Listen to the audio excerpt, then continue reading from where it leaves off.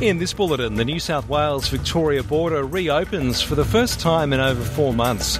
The top US health official says Americans could receive a COVID-19 vaccine as early as next month. And Australia's Jack Miller has achieved the runners-up spot in the Portuguese Grand Prix. With the latest SBS News, I'm Greg Dyatt.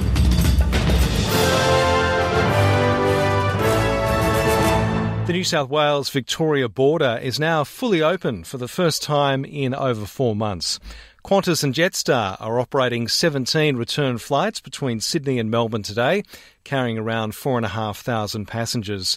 Federal Labor leader Anthony Albanese has told Nine News he's looking forward to meeting with the Victorian Premier Daniel Andrews. It's been a long time since I travelled to Melbourne, but I wanted to make sure I was there on day one.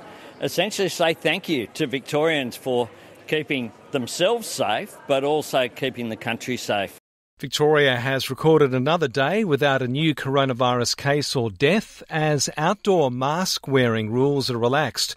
The state has extended its streak to 24 days with no new infections. Under a new easing of restrictions effective from today, Victorians no longer have to wear masks outdoors unless they're unable to physically distance. Masks are still required to be worn in indoor environments, including workplaces, shops and on public transport. A top US health official says Americans could receive a COVID-19 vaccine as early as next month. Dr. Montsev Slaoui says Americans could receive a COVID-19 vaccine as soon as 24 hours after the Food and Drug Administration grants approval. The FDA's outside advisors will meet on the 10th of December to discuss whether to authorise the COVID-19 vaccine developed by Pfizer and German partner BioNTech for emergency use. Mr. Slaoui told CNN he urges the general public to trust the process and to get vaccinated. As we know, it's 95%. It's almost a full insurance against this pandemic. And we know it's safe over a short period of time, and we can predict that it's going to be safe over the longer time, and we will measure that. I think and I hope that's going to change people's perception. Leaders of the world's biggest economies have vowed to supply COVID-19 drugs, tests and vaccines affordably and fairly to all people. The pandemic and uncertain economic recovery were central to the G20 summit in Saudi Arabia over the weekend. World leaders spoke on multilateral trade and the global fight against climate change during the two-day conference. Chinese President Xi Jinping says China will take the lead on climate change. The Earth is our shared home. We must have a shared vision for mankind and pitch in to tackle climate change and other environmental challenges to protect our blue planet. Not long ago, I announced China's initiative to scale up its nationally determined contributions and strive to peak carbon dioxide emissions by 2030 and achieve carbon neutrality by 2060. China will honour its commitment and see the implementation through.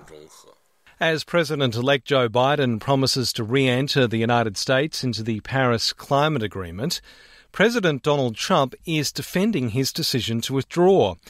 At the G20, the president said withdrawing from the agreement was an effort to protect American workers. Under my administration, environmental stewardship is a sacred obligation.